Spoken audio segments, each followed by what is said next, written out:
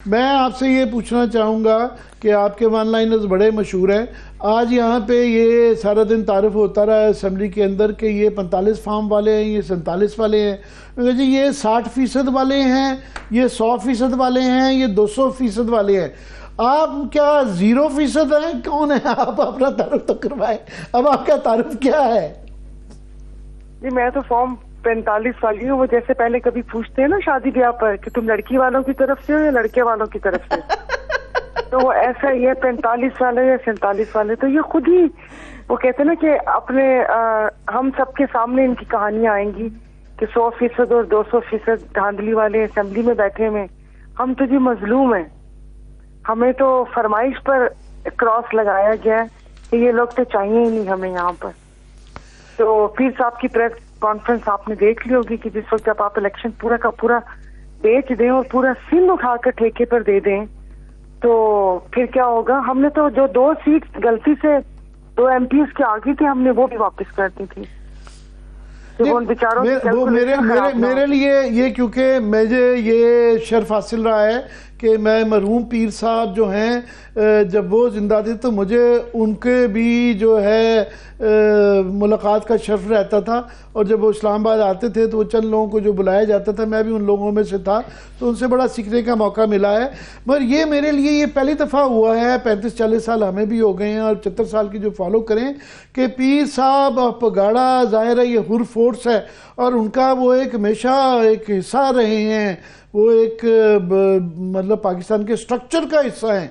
उनकी तरफ से मैं देख रहा था इनकी इतनी इनकलाबी तकरीर और इतने गुस्से में तकरीर, और उन्होंने कहा जी 2 सीटें हैं वो भी वापस ले लें।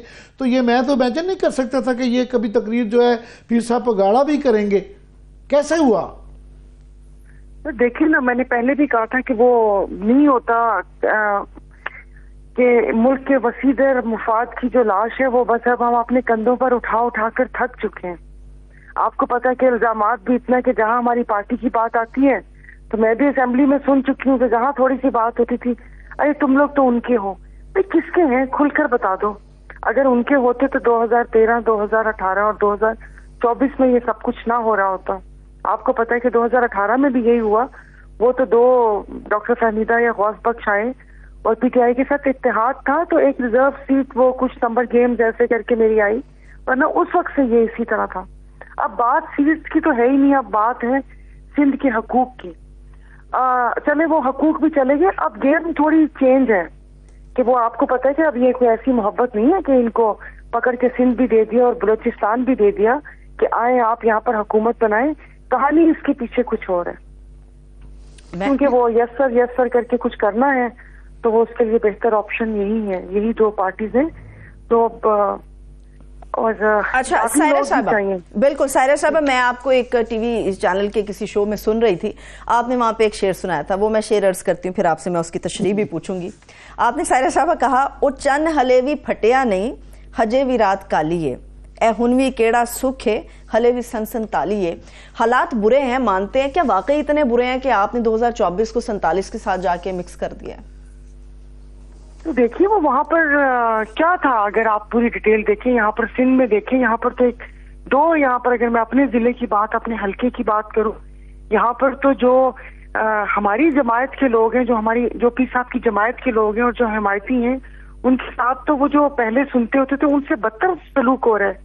ना जॉब्स उनको दी जाती हैं, ना कोई उन इलाकों में तरक्याती काम है, ना उनको हर चीज में पीछे रखा जाता है। तो पहले क्या होता था मुसलमानों के साथ, यही होता था ना। और जो दिन दहाड़े जो बलवाइयों का सुनते थे, जो पुलिस वालों का काम आप देख रहे हैं कि औरतों के दुपट्टे खींच कर और उनको लाते मार कर आप वो कर रहे हैं, किसी के घर के जान माल कोई महफूज नहीं है, दंदनाती हुई पुलिस किसी वक्त भी आ सकती है। आपके अपने सहाफी जो बात करते हैं और उनके बाद उनको उठा लिया जाता है और उसके बाद किसी को पता भी नहीं होता। तो हमने तो सन 47 वो कहते हैं ना कि थोड़ी सी वो जो अपने घर वालों से सारा वो सुना था पूरी डिटेल, मुझे तो बहुत मुमासलत नजर आती है।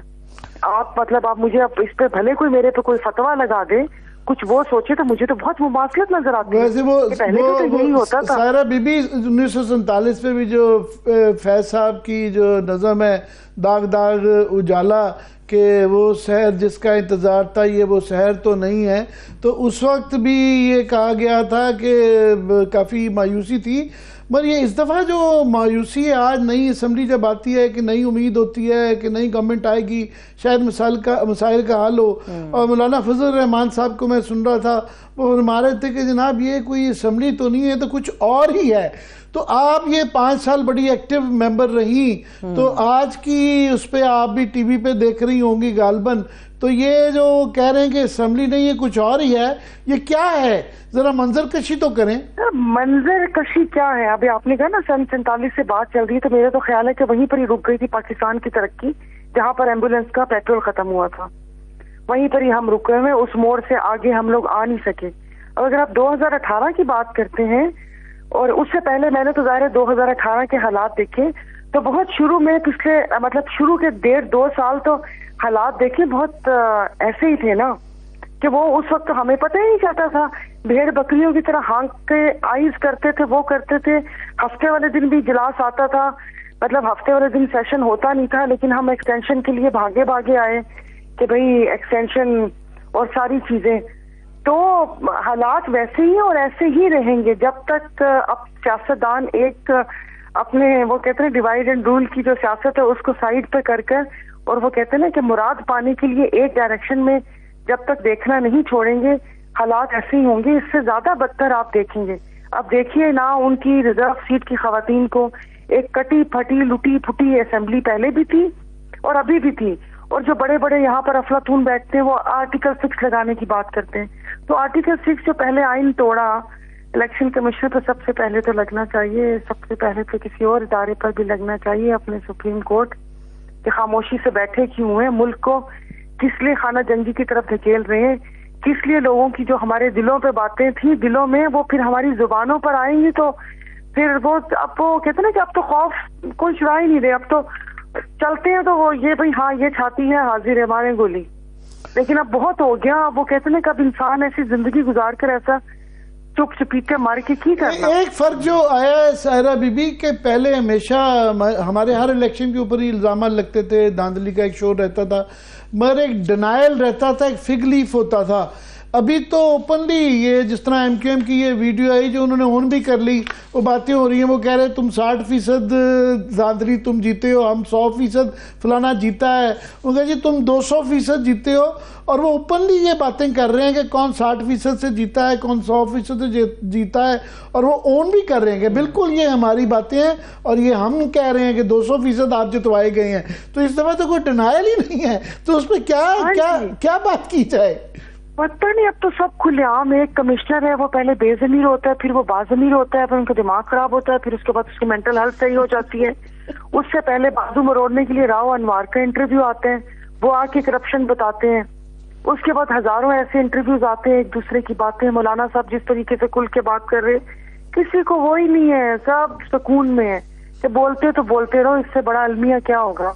एक दूसरे के पोल खोल रहे। बाकी रही MQM की बात है, वो बेचारों को पोर्ट एंड शिपिंग चाहिए, मुझे नहीं पता कितनी झींगे और मछली निकालनी उन्होंने समंदर में से, कटड़ा की है। बाबर गोरी साहब को तो पूछा मैं कि वो एक पोर्ट एंड शिपिंग और गवर्नरशिप और 3-4 मजबूत वजारतें, बाकी इनका आवाम से क्या लेना देना। लेकिन सोचना चाहिए, आप सोचें मतीन साहब के कौन से माशरे में रह रहे हैं कि सामने सब कुछ पता है लेकिन कोई कुछ नहीं करता।